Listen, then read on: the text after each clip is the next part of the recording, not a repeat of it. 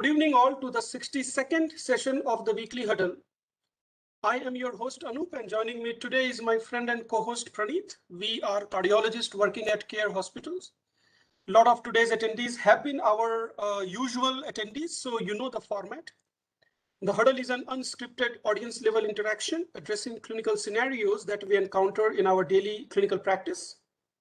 We typically pick up a clinical case and we restrict our discussion around that, with the basic premise of the huddle being bringing our casual hallway discussions to a more organized platform and share our ideas. While we do welcome science and guidelines, with the huddle we intend to help a physician translate established knowledge to clinical practice, taking local factors and practice patterns into account. This is not a speaker and an audience model, but rather a casual interaction.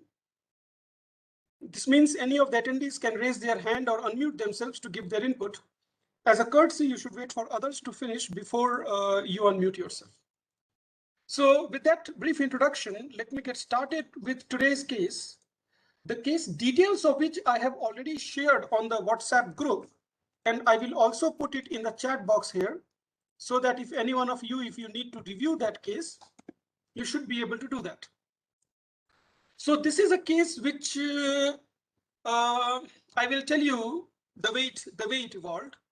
So this patient is a homeopathic doctor, and it just so happened that he accompanied his brother when his brother had an acute MI.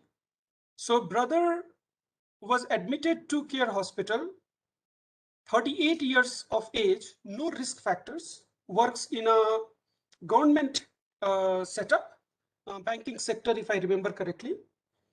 And his brother came into the hospital with acute MI. He was treated. He actually had triple vessel disease requiring bypass surgery at that early age. And while I was involved in this brother's treatment, I also asked him, which is the index case for us today. Now, our index case is a 42-year-old guy. I asked him that, do you have any problem? Have you got your heart tested? Because if your brother at age 38 has got triple vessel disease, then there is certainly something genetic component going on. So as I was talking to him, he expressed that once a while I get this chest discomfort, which is poorly characterized, but he wasn't very clear about his symptoms.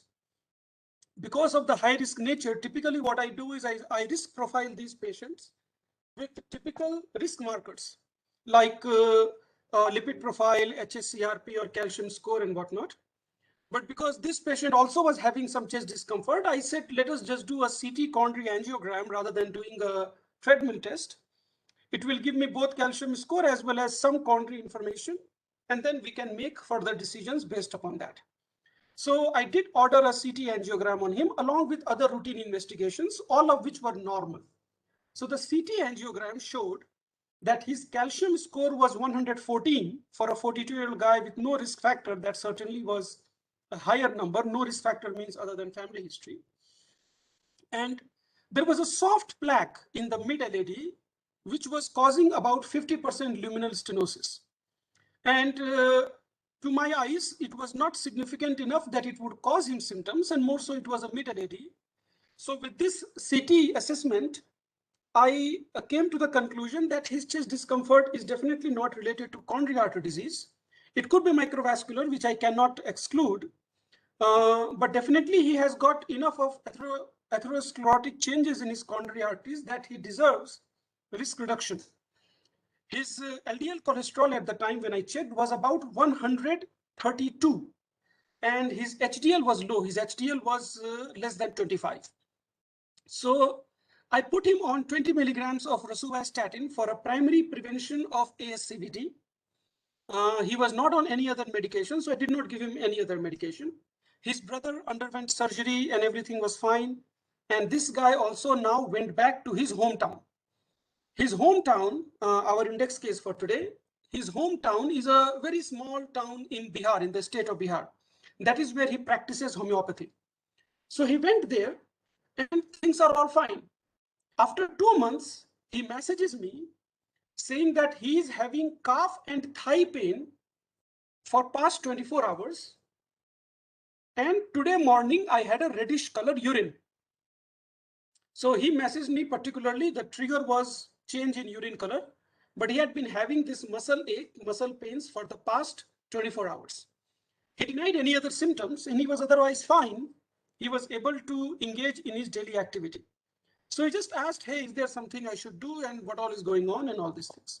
So obviously he's in a small town there. What kind of medical services he has got, I don't know. And since I started him a couple of months ago on high dose statin, now I'm thinking what all is going on. So Praneeth, the discussion points that I have put in here, and I'll take your opinion first, and then I will ask my other cardiology colleagues, how would they handle this case? Now you are on the phone with this patient. How to go about this patient? Is it really statin induced? Should we be thinking about it? Is it myositis? Is it rhabdo? Is it simple muscle ache or something else? When to suspect statin associated muscle symptoms? Like I gave you this scenario, but as a general, how would you otherwise suspect? How to evaluate and manage? And if you could be brief on that.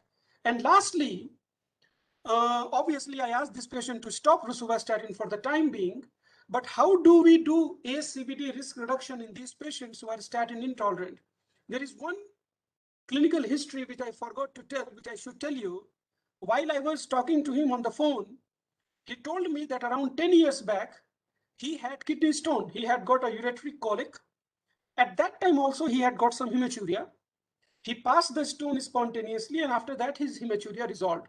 That was around 10 years ago. He never got evaluated for that stone.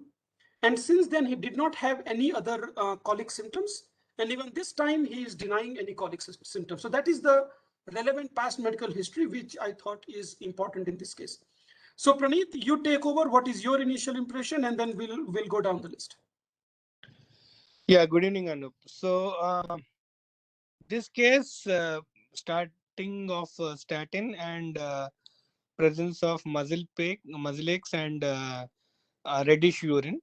So, I tend to think or try to find the association between both of them.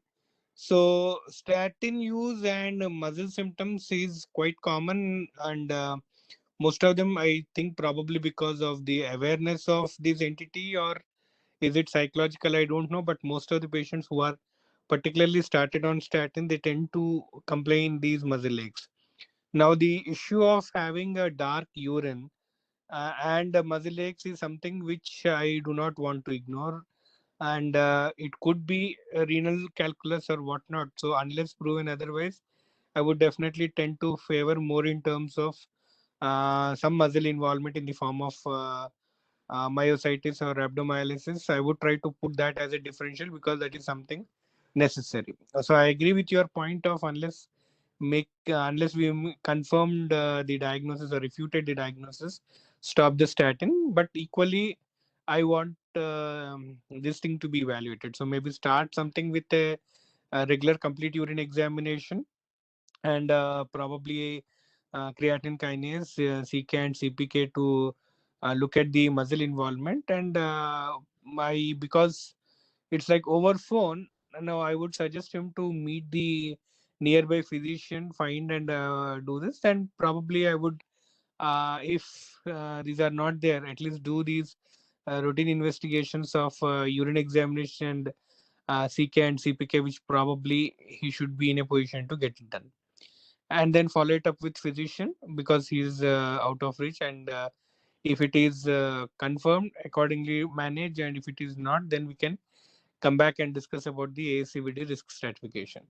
If myositis is ruled out, which I believe it should, and if we'll come back to starting him on statin, reassuring him that his symptoms may not be because of completely statin, and maybe to get him into confidence, probably start with maybe smaller dose, and challenge him by increasing the dose, looking at the lipid profile, trying to get the targets of the LDL cholesterol for the primary prevention of ASCVD. So I'll try to first counsel him, get him into confidence, and re-challenge him with the same statin but slightly smaller dose.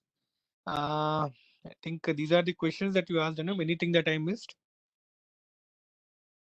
No, I think these are I believe points for me to get started. Let me ask you one question before we move forward. Let's say this case does turn up to be statin-induced myopathy. Mhm. What would be your second drug of choice in this case, or would you just do lifestyle management? So, if there is a statin-induced myopathy, what I believe is rosuvastatin seems to be the better tolerated statin, and if he gets a statin-induced myopathy with that, then I don't think challenging him with a different statin will make sense. So I would probably look into other alternatives in the form of giving him fibrates or bile acid sequestrants, etc. That will be how I will doing it.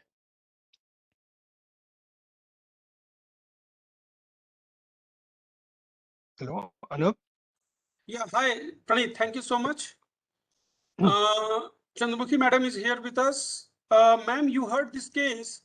While you also give us your impression, I have one particular question for you. This guy lives in a small town, and while there are some standalone labs there, he's not very confident of how good of work they do.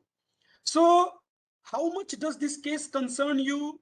Would you be telling this guy to immediately rush to a higher center or a bigger city and get evaluated? Do you think he needs inpatient care at this point of time? How do you take this case, ma'am? Good evening, all. Thank you, Anup. This patient, though he's in the remote area, he's not in the alarming situation. We need to measure the creatinine kinase levels to confirm that his symptoms are related to statins, because you told that he also had a history of renal calculi, which may also cause hematuria. And because he did not have, he is receiving statins as a primary prevention rather than secondary prevention, I would like to tell him to stop the statins at this point of time and reassess the things like creatinine kinase, and then if required, like if it is proved that it is statin related, then we can, as Pranith has already mentioned, we can give him low dose of statin or give him rosuvastatin low dose alternate days. Or still, if he is not tolerating, then we can change over to other drugs like fenofibrates. And at this point of time, I will not suggest him to get hospitalized. Rather than getting hospitalized, would like to evaluate him, do his creatinine kinase and complete urine examination to confirm that it is statin related. And also ultrasound can be done to rule out any renal calculi which may be the cause for his hematuria. Thank you, Anu. Perfect. Thank you so much, ma'am. Shankar sir, if this case had to come to you over the phone, how would you take up this case? And then after you give your impression, I will give you guys some follow-up of what happened. Shankar sir. Good evening to all. When a patient complains of red colored urine, the present index case, then we have to do microscopic examination whether RBCs are there or not. The RBCs are there, whether they are crenated or fresh RBCs are there. Crenated RBCs are there, it is a long-standing hematuria, and fresh RBCs are there, then it is a fresh hematuria. And if RBCs are not there, then we should suspect some pigment. In the case of hemolysis, also hemolytic, when there is intravascular hemolysis, we get this hemoglobinuria we see. So likewise, in the case of rhabdomyolysis, we see myoglobinuria. These both appear red in color, and sometimes it will be in amber in color. So first of all, we should rule out whether it is really hematuria or whether it is a pigmented urine, either with the myoglobin or hemoglobin. When if it is myoglobin, we have to analyze that pigment If it turns out to be myoglobin, it is the case of rhabdomyolysis. If it turns out to be heme pigment, then it is a intravascular hemolysis. So most of the times we see in when we give incompatible blood transfusions or long-standing blood which is kept outside the refrigerator, then if it is a transfused, we have seen many cases, if it is a transfused, patient will have this frank hematuria. So we don't know that whether it is hematuria or not. Just now what I alluded to, we should do microscopic examination and the pigment analysis. So suppose if it is turns out to be a rhabdomyolysis, then the treatment is different enough, because we give fluids, bicarbonates, dialysis, so many things are there. Even we should correct the hyperkalemia, hypocalcemia and all. If it that is my approach regarding this case, because in rhabdomyolysis is very rare. That myoglobinuria we see is very rare. So, and second thing is really whether it is myoglobinuria because of the rhabdomyolysis, the CK elevation. The creatinine kinase values are, in that situation, it will be a 10-fold increase will be there. It will be around 2000 units per liter will be there. So more than 2000 units of liter will be there. So that will clinch the diagnosis that it is a case of rhabdomyolysis. And sir, one last question. How worried are you about his clinical condition while you get the evaluation done? Are you okay with him being where he is right now and get the urine examination and stay at home? If it microscopically we can do na, we can find out the RBCs and the crenated RBCs, this thing, whether it is hematuria or whether it is a non, the red color is because of non-hematuria. We can find it out even with the microscopic examination. That is freely available anywhere. Perfect. Thank you so much, sir. May I ask Dr. Vijay Reddy, sir, please share your thoughts on this case that we are discussing. Dr. Vijay, would you please go ahead. My feeling was the patient is on high dose rosuvastatin, so he is having muscle pain. There is a hematuria, so it is a definite case of rhabdomyolysis. So if you want to give primary prevention, we can give a statin which has got pivastatin, the statin which has got this thing. And other thing is we have don't give fibrates. If patient has got statin, it will aggravate the rhabdomyolysis, and you should give only HMB. Here I think it is because of rhabdomyolysis, because of that is my opinion. Hello?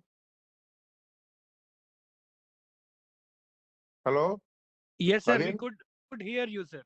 We could Yeah, hear yeah. you for the So, input. I so, think he's having so my take on that, we should not, because fibrates has got no, they will reduce triglycerides, but they will not have any mortality benefit. So here my take about this case, it is a definite case of they are taking the clinical scenario. It's a most likely I have seen 3 or 4 cases. We started him low dose steroids, they improved. Even with low dose of I think 10 milligrams of atorvastatin also, I have seen one case of AKI and rhabdomyolysis. So thank you for your thoughts, sir. Continuing the discussion, I could not confirm a diagnosis of statin-induced myopathy. So can you just walk through how did you evaluate the case of statin myopathy, that 3 cases that you mentioned? Like how did we evaluate? What were all the investigations that we did, and how did the patients fare? Can you share some thoughts on that, sir? we did basically renal parameters, and we checked the CPK. In one patient, we got nearly 40 times elevation of the CPK, and we did myoglobinuria also. It is also positive, and long back history of renal calculus disease, which is causing hematuria. It is it is only hypothetical diagnosis here. It is in the setting of statins, to moderate to high intensity rosuvastatin with muscle pain, with hematuria, it is only. And I think the basic investigation is the CPK and urine examination for myoglobin.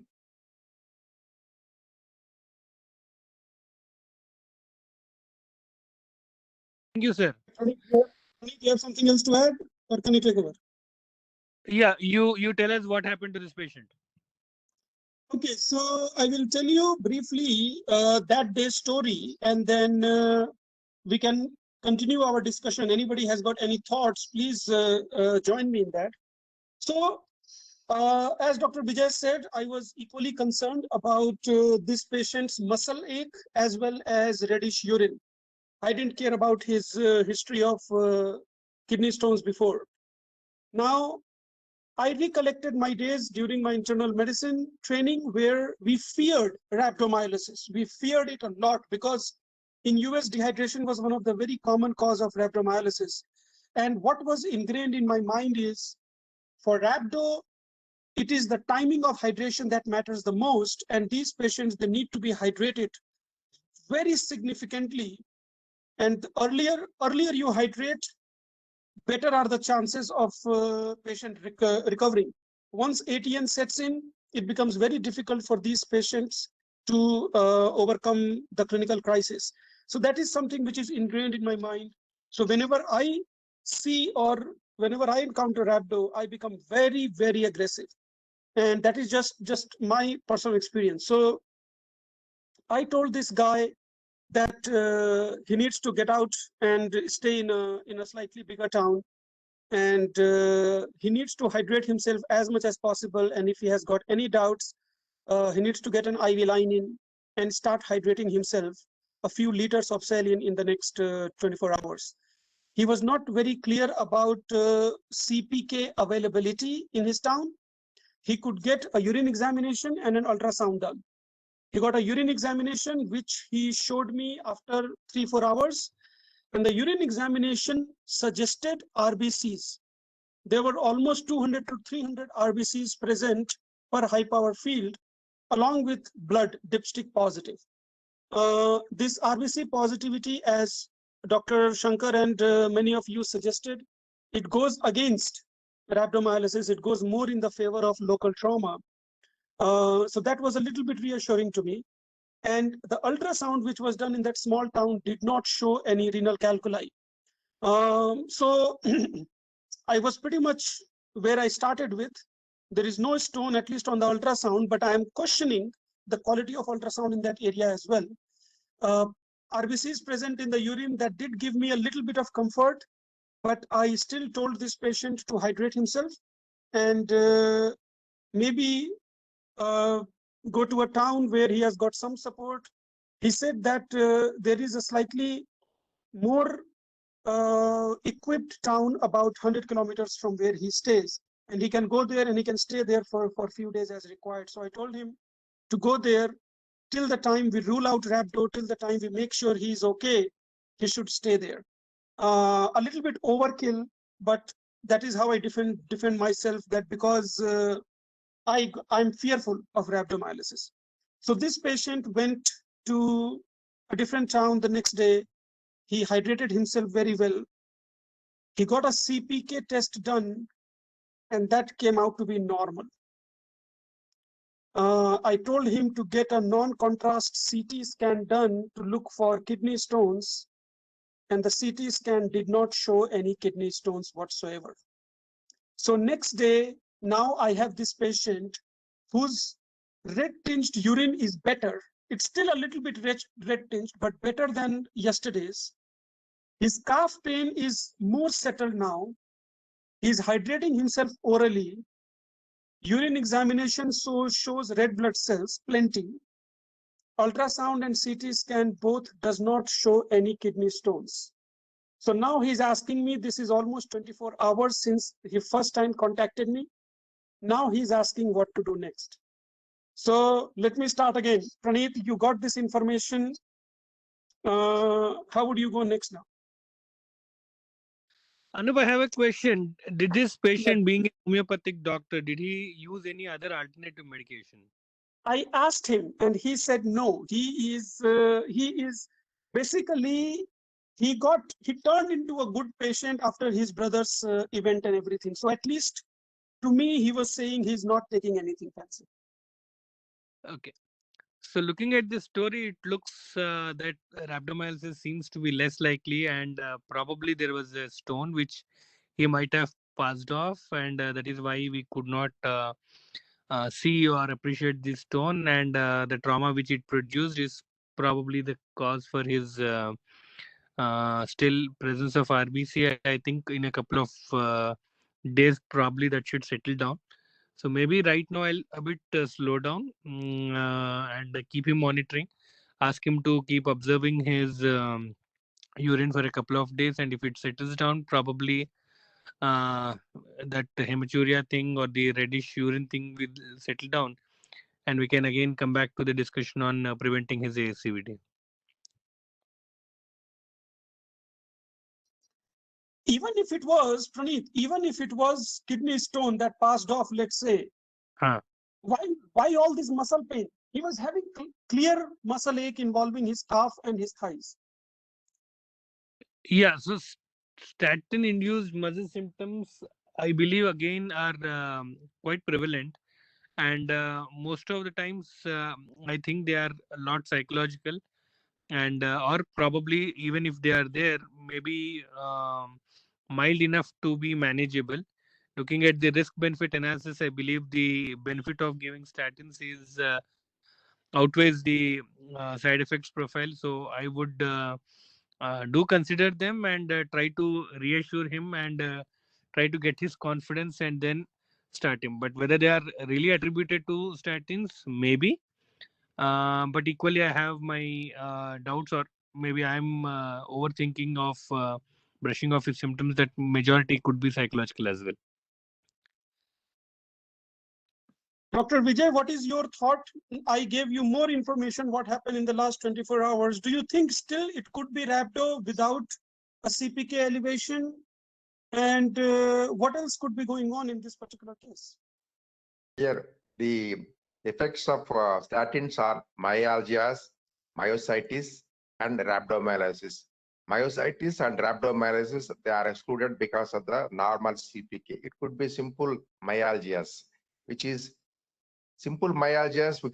There is no need to withhold statins, and we can still continue the statins because the myalgias are a very common side effect. And pivastatin is one statin. They thought it is it has got almost zero myalgias. And rosuvastatin is also less incidence of myalgias.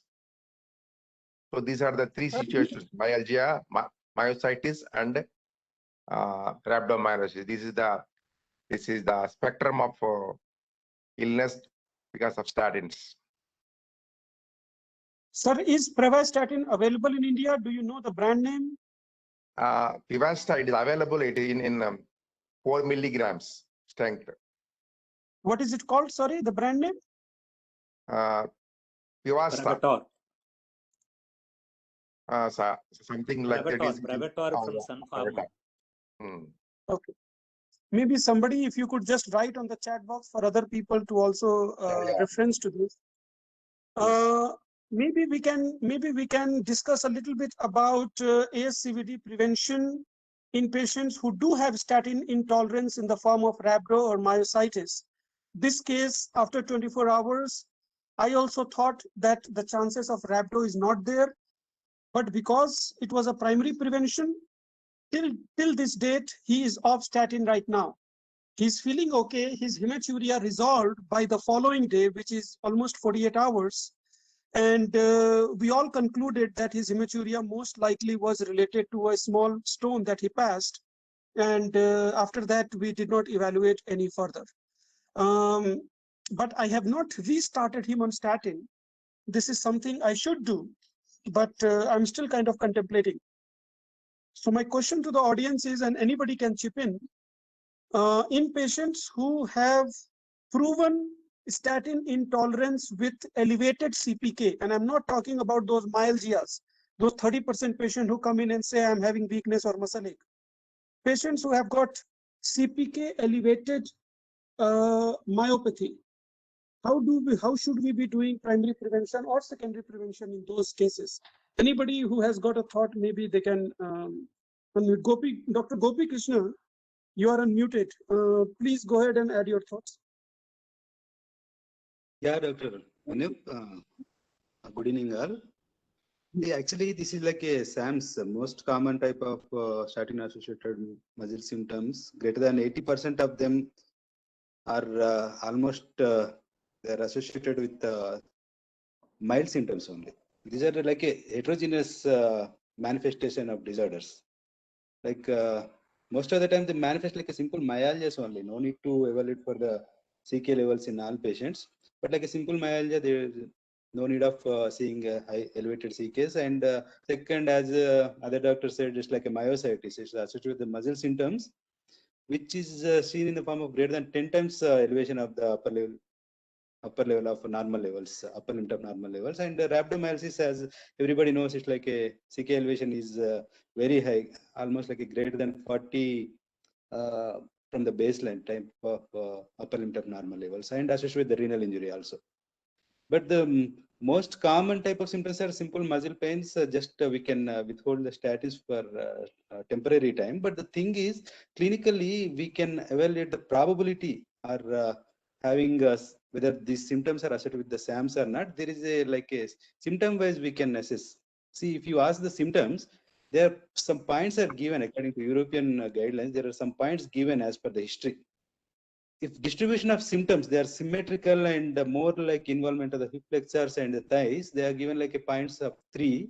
And if the symptoms they are given like a calf muscle involvement of 2 points and a symmetrical upper extremity is given like a 2 points like that. And if rather than that like a symmetrical or intermittent type of pains, it's given 1 point. And timing of the symptoms also important. As I could not listen properly, what is the onset of symptoms in this patient? Timing of symptom onset after starting of the statins? 2 months. 2 months. Actually, likelihood of developing statin-induced tolerance is more with the less than 4 weeks after starting of the statin. If at all it is starting within the less than 4 weeks of the starting of the statin, it's more likely. And the points given are more. 3 points are given that, and 4 to 12 weeks after starting of the statin, 2 points are given. And after 12 weeks, if the symptoms are started, means it's like a 1 point. And the timing of the muscle symptoms, improvement after statin withdrawal. Statin withdrawal, if you are suspecting about statin intolerance, you can withdraw the statin usage, and then you can test the whether they are related to that or not. This is called like a D-challenge. After D-challenge, that means after stopping the statins, if the symptom decreases within the 2 weeks, they are given the 2 points. And after stopping the statins, again, it takes the 2 to 4 weeks to have completely resolution of the symptoms, then they have given the points of 1 week. After 4 weeks also, stopping the statins, if there is no improvement in symptoms, then you can think that they are not related to statins. And again, after D-challenge, you can again re-challenging it. If after re-challenging it, as I said, if again symptoms are recurring within 4 weeks, less than 4 weeks, the highest point, like 3 points are given, and 4 to 12 weeks, 1 point is given. Like that, the probability score is they have made, and the probability is very likely related to statins. If it all the score is like a 9 to 11 points, and very unlikely if the point score is less than, I think, 5 or 7, something like that. So it depends on that how we should know how much the probability is there, whether the symptoms are related to statins, along with the clinical what the other doctor said, like urine examination and other things. But the thing is, we should know about the other predisposing factors also. So we should know what are the predisposing factor which causes the statin-induced myopathy. As everybody know, this is the primary factor. If age is greater than 80 years, they are mostly intolerant to statins, and female gender is mostly intolerant to statins rather than the male. And co-administration of drugs. Somebody said fibrinogen they want to add, but it's not a good choice, I think, because they can add it to the myotoxicity rather than they give benefit. They should not be chosen as alternative for the statins. And other drugs, if somebody using antifungals or cyclosporins like that, also we should know. And everybody knows that in the primary teaching in the MBBS levels, hypothyroidism, and these patients also, if they are already having hypothyroidism, they are more prone for muscle pains. So we should, if the patient is known hypothyroidism, they are more susceptible to these. After starting statin, they are more susceptible to having pain. And vitamin D deficiency is a new concept. Everybody knows that. And even statin toxicity, one of the proposed mechanisms is probably vitamin D deficiency. So if they are there, treat that also, and ask the history of whether they are associated with a high level of physical activity after starting statin. Then also we can think about the possibilities of the having muscle related, statin related muscle pains or myopathies. It's not every time that statin only causes rhabdomyolysis and we need to test the CK. But the thing is, most of the time they will be having these mild to moderate, just like a muscle pain to myositis type of picture only. And somebody suggested that the alternative is like a fibrates. I don't think that's the choice. The thing is Legitimate, that is the thing, I think, alternative. Or if you want to start the statins, I think rosuvastatin 5 mg alternate day, you can start it in the low doses if they're tolerating, slowly escalating to again to the normal levels to 10 mg like that. So I think that is the right choice, to deal with the statins. Dr. Gopikrishna, thank you so much for that elaborate discussion. I think every point that you mentioned is spot on. I request if you have an online link of the score that you are mentioning readily available, would you mind sharing it in the chat box or on the WhatsApp so that others can refer to it?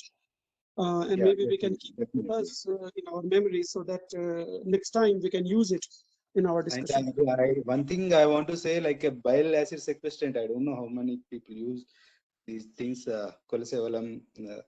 My teachers used to say that alternative things are that, and PCSK9, those things also, but they're costly. Of course, routinely cannot be used in everybody. Thank you. Right. The other thing is, I'm also curious that why we are not discussing on PCSK9 other than the cost factor, because that seems to be an attractive option. Anybody has got any other thoughts to continue on this discussion? Yeah. Hello, I'm Dr. Vijay Kumar Reddy. Yeah, hi, Dr. Vijay, please go ahead. The statin effects there are two reasons. One is dose related. Higher the dose, the side effects are more. Second is immune mediated. Even low dose of statin also, they can cause, because of the antibodies to the HMG-CoA reductase inhibitor, that receptor antibodies also, they are immune mediated. Even a small dose of 5 to 10 milligrams of atorvastatin also can produce. These are the one aspect. Number two, regarding fibrates, I don't know. Fibrates are used only for hypertriglyceridemia to prevent pancreatitis, not to reduce the mortality either in primary prevention or secondary prevention. If you co-administer both statin and fibrates, the incidence of rhabdomyolysis is almost doubled. That is number one. Other thing is, the risk stratification is most important. Our aim is to reduce the ASCVD risk. So the level of LDL and the target of LDL after seeing the risk stratification. Still maybe definitely it will reduce to LDL levels by 15 to 20%. And PCSK, leave alone the cost factor, it will reduce 50% of the LDL. So that is a very good option, leave alone the financial aspects. And fibrates, it cannot be used as a primary or secondary prevention for ASCVD risk reduction.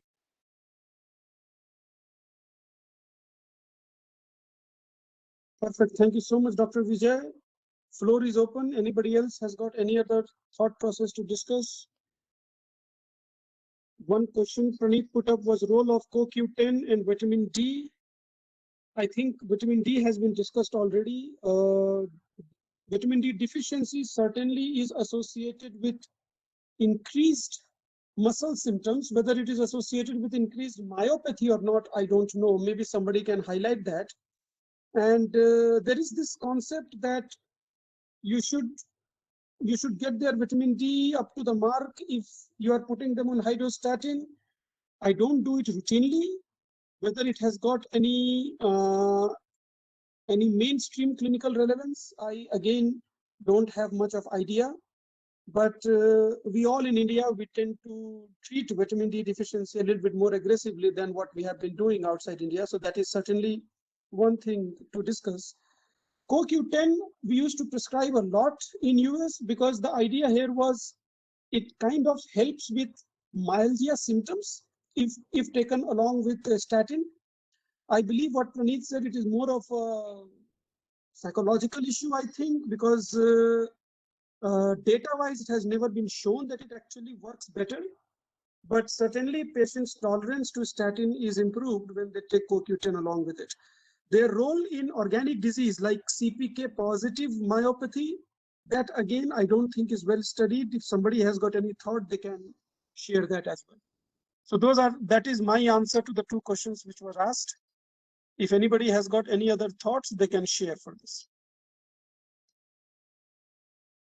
Shall I, Dr. Shankar, shall I?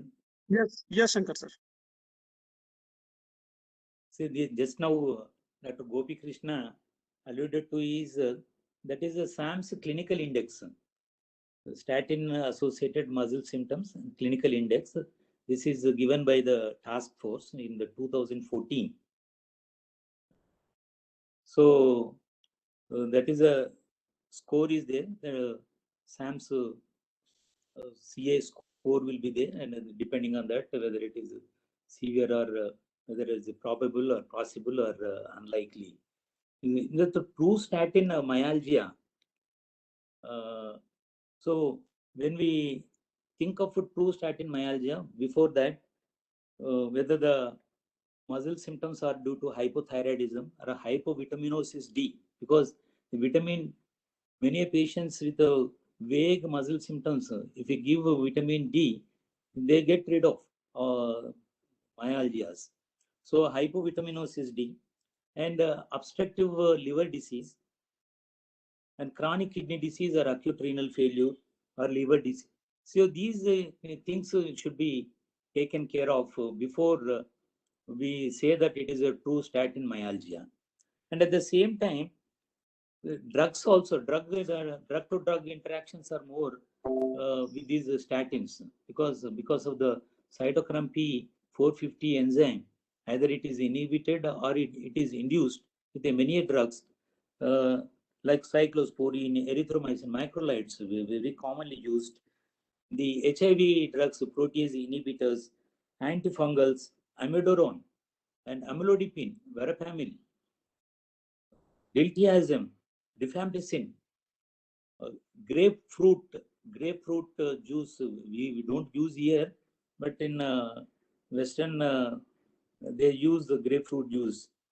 So anti-epileptic drugs like phenobarbital, phenytoin, carbamazepine, warfarin, colchicine, diuretics, these are all the drugs they interact with the statins. So before we jump to say that it is a true statin myalgia, these drug interactions should be taken care of, and comorbidities which I alluded to should be taken care of before we say that it is a true statin. And one more thing, when we discontinue statins, here the patient has got the plaque is there, so it may be a vulnerable plaque, we don't know what I said, but we have to get some treatment for the same. So now non-statin therapy in this, when he stopped on the statins, the non-statin therapies are, apart from the diet modification, Ezetimibe we already discussed about. The bile acid sequestrants, probably Dr. Somaraju sir, he enlightens us. In the pre-statin era, you used to give, before 1980, we used to give this bile acid resins only, cholestyramine, cholestyramine, and cholesavalum. The only thing is the side effects are constipation and the gas. So that can be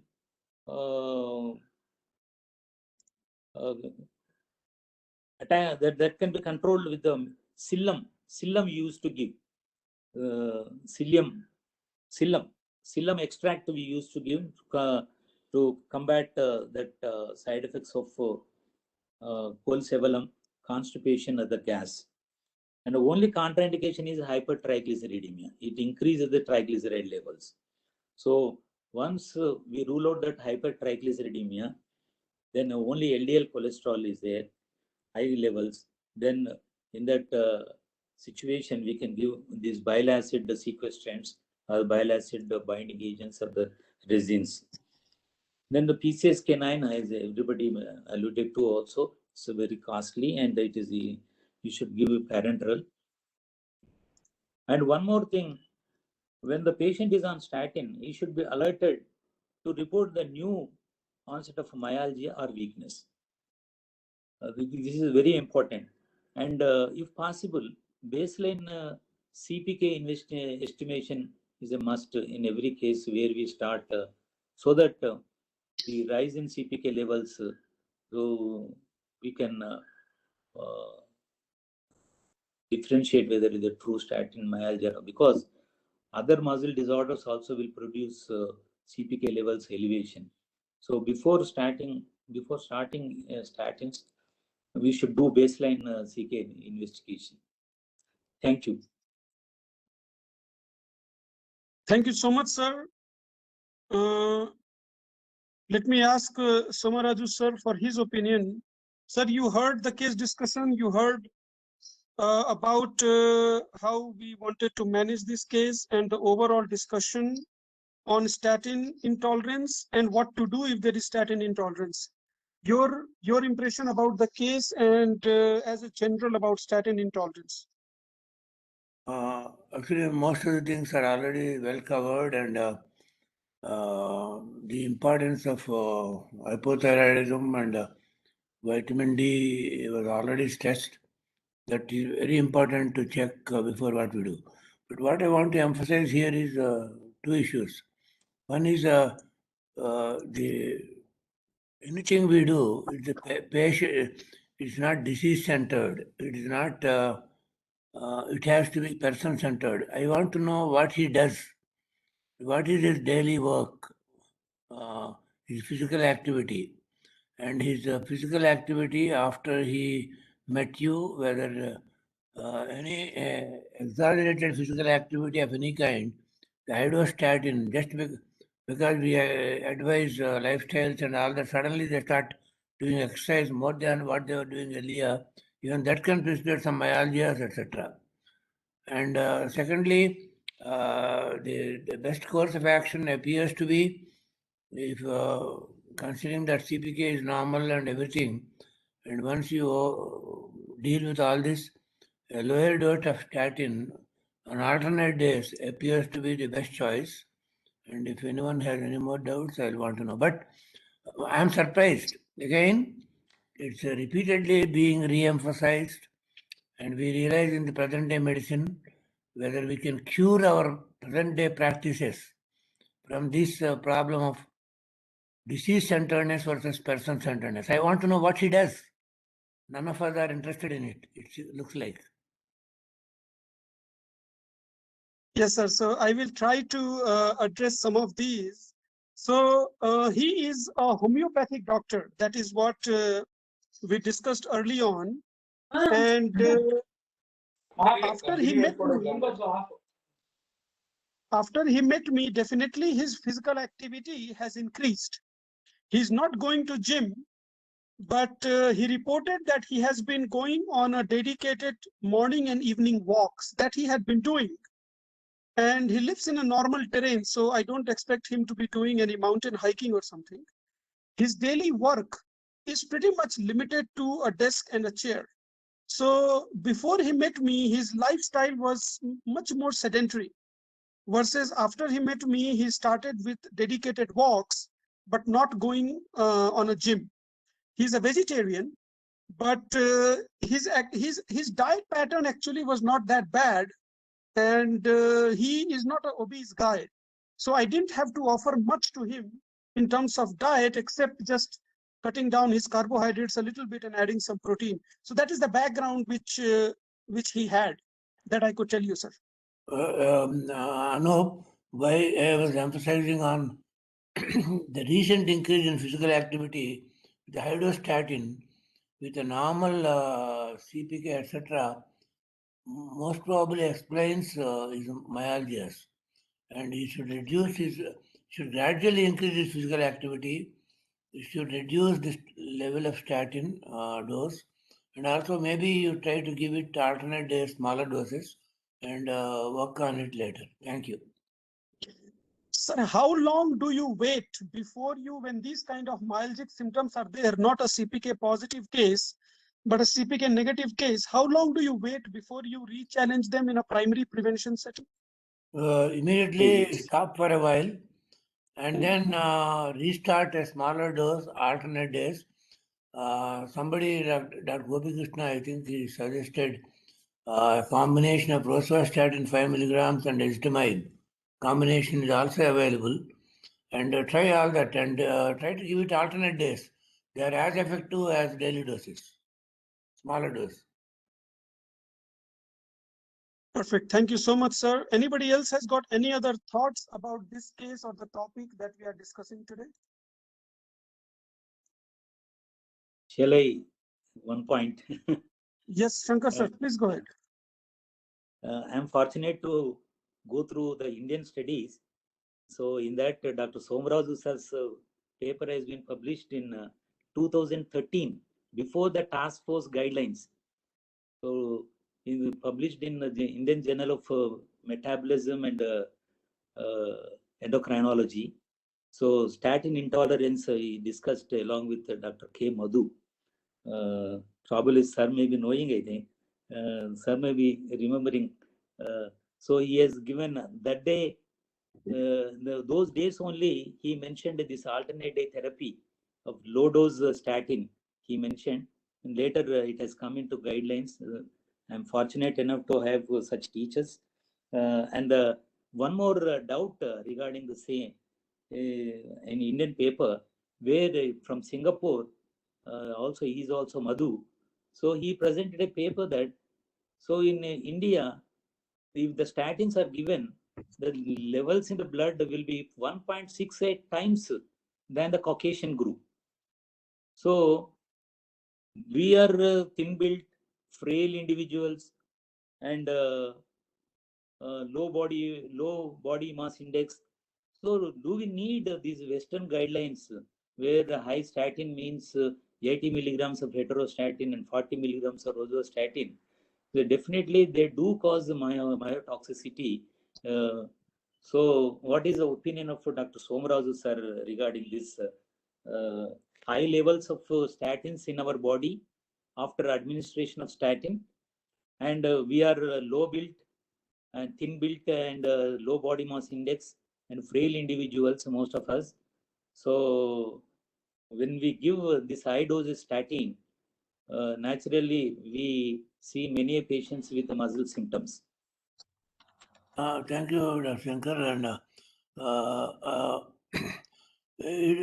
of us are aware of while statins are important group of drugs, and while statin doses are blood sugar values to make a diagnosis of diabetes, and also blood pressure values to make a diagnosis of hypertension. It is shrouded in the mystery of, say, business interests and pharmaceutical industry. We will not go into all those details except telling you the dosage in the West. We talked about it some other time, sometime earlier. The dosage in the West for most of the things is veterinary doses. The dosage in India has to be different for the type of patient you already mentioned and talked about. And we have to individualize. And there is the progressive increase in dosage of statins requirement as a business interest and pharmaceutical industry driven research publications. And for some of you who are interested in this, there is a very nice book written by somebody who is involved in medical research significantly. And Can We Cure Medicine? Please read that. Most of these things are brought out. Thank you.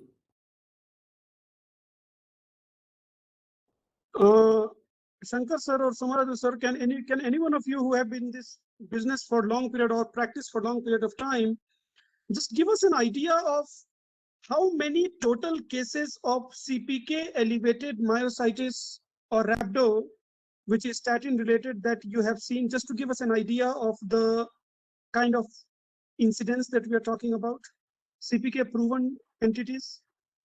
Shankar sir, how many cases you have seen so far? Rhabdo, I have not seen, sir. I have heard. There is one more condition, that is SINAM, that is statin-induced neuro necrotizing myopathy. That also is a devastating condition. It is somebody mentioned that HMG-CoA autoantibodies will cause this type of necrotizing myopathy. This is also similar to rhabdomyolysis. It's a devastating condition. I have not seen these two conditions, sir. They have heard. The muscle symptoms also, many patients, they come with muscle symptoms. I seriously look into it, whether it is a true statin myalgia or not, because even influenza-like illness also produces viral myalgias, bacterial infections, spirochetal, so many things. Here also, the patient might be having hematuria and probably hidden caliculi. He may be having some urinary tract infection in the near future also. So it may be in the pre-incubation period, he may be having these myalgias. We don't know, because here also hematuria, we have to give some antibiotic. If it is thought to be renal caliculi induced. So I have not seen, sir, rhabdomyolysis or necrotizing myopathy. These are two conditions, very serious situations I have not seen, but the muscle symptoms we will see. I have seen, see, most of the times, it's unfortunate to see these symptoms are in our own colleagues. So those who are on statin, the doctors, they immediately they go through the literature and immediately they attribute to these muscle symptoms to statin induced, and they will stop and come to us. So I've seen the two doctors, really they had a myopathy, proximal muscle weakness. Then after stopping this statins only, they got improved. So this is my opinion regarding the myopathy and muscle symptoms of myotoxicity. But I have not seen rhabdomyolysis. Perfect. Thank you, sir. The book that Samaraju sir was mentioning, that I have shared it on the WhatsApp. It is called Can Medicine Be Cured? The Corruption of a Profession. And this book is available on Amazon, although it is going to be delayed in terms of delivery. So if anybody is interested in buying that, it is available there. Anybody else has got any other thoughts before we close it? We are already 8:04, so we have completed our close to an hour of discussion. Last word. Yes, sir. Thing is, the dose of the statins, whether we require high intensity statins because Indians are lean, low muscle mass. But at the same time, we should keep in mind one thing: we Indians and we South Asians are the highest ethnic risk group for CAD. So we have to keep in this aspect also. And the high dose intensities statins are the one who can do wonders for the patients, not this thing. It does not depend upon the muscle mass or the fragile nature of the Indians. We are the highest risk group. Dr. Anup, can I say something? One second. Yes, sir. Please, sir. Yeah, I entirely agree with Dr. Vijay Kumar Reddy, and also wanted to highlight Dr. Gopi Krishna gave a very comprehensive view of things. Thanks, Dr. Gopi Krishna. You covered everything that I wanted it to be covered. And answering Dr. Vijay Kumar Reddy, I fully understand the level of knowledge, the evidence based in medicine, and while we individualize patient groups and communities and countries, there are no solutions. There are only trade-offs, and there are no straightforward answers. Thank you. Thank you so much, sir. Thank you so much, Vijay, sir, for that comment. It just goes to prove the point that while there is enough of data in the Western world, particularly amongst Caucasians, that is in no way substituting what we see in our daily practice, particularly with our population, and also the practical issues that we deal with. So the algorithms which are put in place taking into account a certain amount of population or a certain infrastructure or certain availability and whatnot. That is why discussion like these, where we become a little bit more pragmatic in what we have got and what we know, and we individualize our decisions based upon that.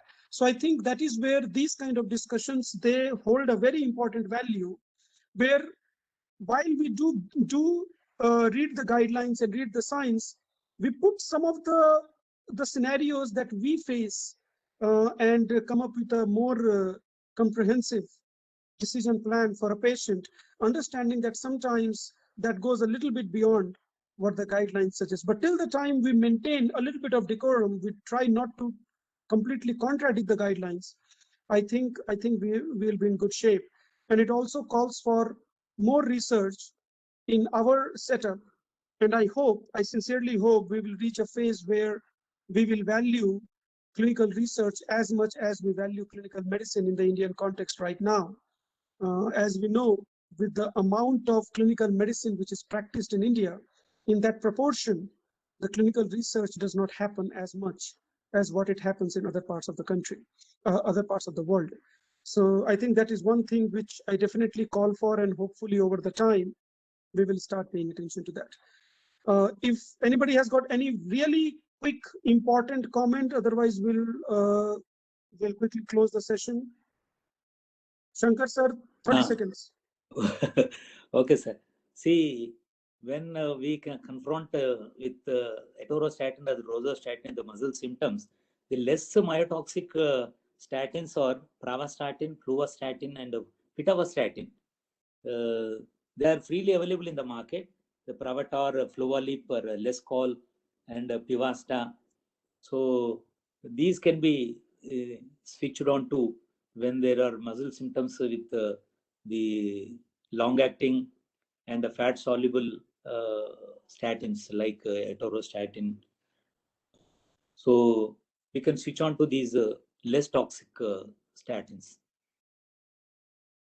Sure. Thank you so much, sir. With this, we will close the session. Praneeth, your closing comments for today's discussion?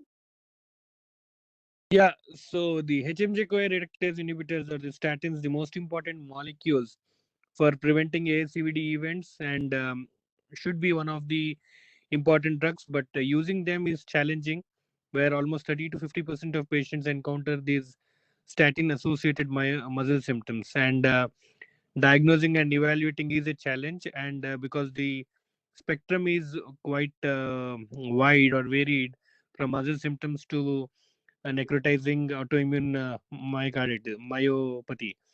But as I said, as was being discussed, each and every case has to be individualized. Rhabdomyolysis is a dangerous entity, so cannot be ignored, and it has to be aggressively investigated and treated if it is, and also understanding that the incidence of it is extremely rare. And once my rhabdomyolysis has been ruled out, challenging with a different statin, probably a low statin, and sometimes combining with ezetimibe probably is the go-to. And as been discussed again, there are again a lot of gaps so in our knowledge, both in terms of the Indian subset and South Asian subset, where again there's a paradox where you are at high risk of ACVD events and equally lesser muscle mass for and more prone for muscle symptoms as well. So challenging thing to deal with. I hope we'll learn more how to deal with these entities, but definitely a good discussion covering all the aspects associated with statin use in clinical practice. Thank you, Anup. Thank you, Praneeth, and thank you all of you for attending today's session and sharing your thoughts. As a reminder, we record all these sessions and they do show up on YouTube and podcast at some point. The previous sessions are there, so if any one of you is interested, you can go back and listen to those in your dead time. We do have a WhatsApp group as well where you can join for any offline discussion of the topics that we have. And we do this discussion every Wednesday at 7 o'clock. So the link that you click to join today, the same link you can click to join next time as well. And we are also looking for topics that you think we should discuss, particularly clinical case-based topic. So if you have any clinical case which you think we should discuss, which will be relevant across the group, rather than very specific, like I'm a TAVR operator, but I don't discuss TAVR on this because I think that is not relevant to a lot of people for the discussion. So if you have any other topic, please share with us. We'll be happy to include in our future sessions. Having said that, thank you and good night, all of you. Next Wednesday, we will be again with another topic. Take care, guys. Thank you.